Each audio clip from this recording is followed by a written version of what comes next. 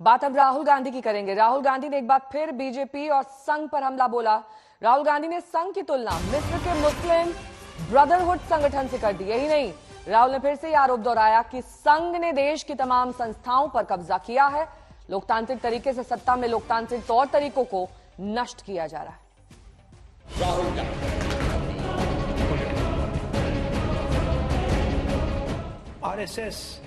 RSS is you can call it a secret society.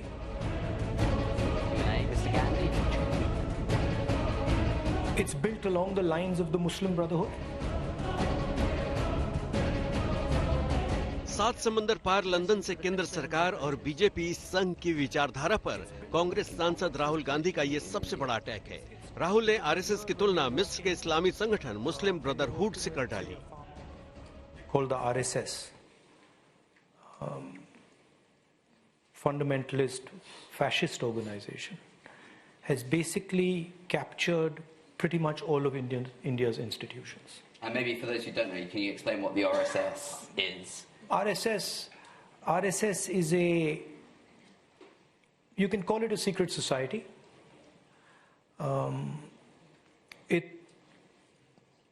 It's built along the lines of the Muslim Brotherhood, and the idea is to use the democratic contest to come to power and then subvert the democratic contest afterwards.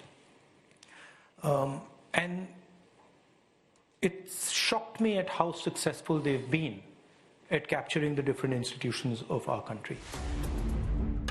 हफ्ते भर के दौरे पर Britain के London में मौजूद राहुल गांधी ने कल लंदन स्थित थिंक टैंक चैथम हाउस में कई मुद्दों पर अपनी राय रखी। लोकसभा से लेकर कई राज्यों के विधानसभा चुनाव में लगातार हार के बावजूद राहुल गांधी ने ये मानने से इनकार कर दिया कि बीजेपी को नहीं हराया जा सकता। If you look at the time from independence to now, the Congress Party has been in power for majority of the time, right? So it's not that the BJP has been in power. Before the BJP was in power for 10 years, we were in power for 10 years, right? And so it's not. I mean, the BJP likes to believe that they've come to power in India and they're going to be in power eternally. You know, that's not the case, right? To say that now the BJP is in power and the Congress is gone, I mean that's actually ridiculous. 2004 से 2014 तक कांग्रेस सत्ता में थी, लेकिन 2014 से कांग्रेस का बुरा दौर शुरू हो गया है।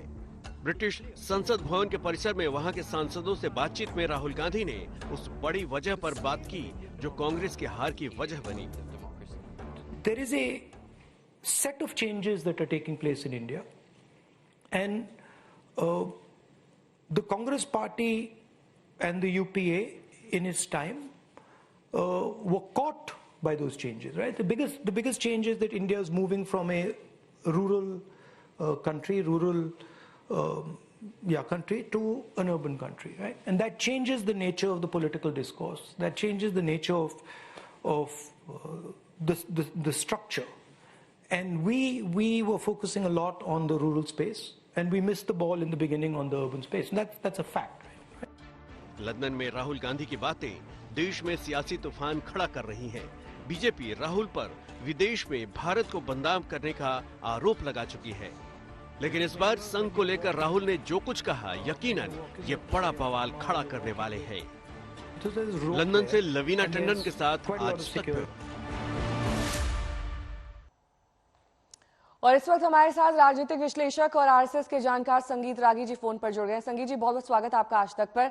लेकिन राहुल गांधी का एक अंतर्राष्ट्रीय पटल पर यह कहना कि आरएसएस एक फासिस्ट ऑर्गेनाइजेशन है और मुस्लिम ब्रदरहुड की तरह काम करती है, ये तुलना, इसके पीछे सोच क्या है? देखिए, अभी पदयात्रा के बाद राहुल ने कहा था इंटरव्यू में कि उन्होंने अपने आप को री इन्वेंट कर लिया है, यानी कि उन्होंने पिछले राहुल गांधी को मार दिया है, एक नया अवतार हुआ है।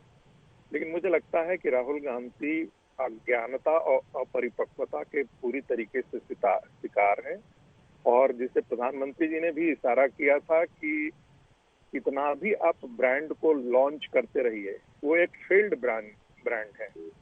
वो कितना भी करेंगे तो उनके अज्ञानता और अशिक्षा जो है वो इतनी ज्यादा है, उनको भारत के बारे में समझ ही नहीं है, भारतीय संस्थाओं के बारे में समझ नहीं है, और नहीं उनको अपनी कांग्रेस के बारे में समझ। इसलिए उनको अपमान किया है और कायदे से इनके खिलाफ मुकदमा चलाया जाना चाहिए।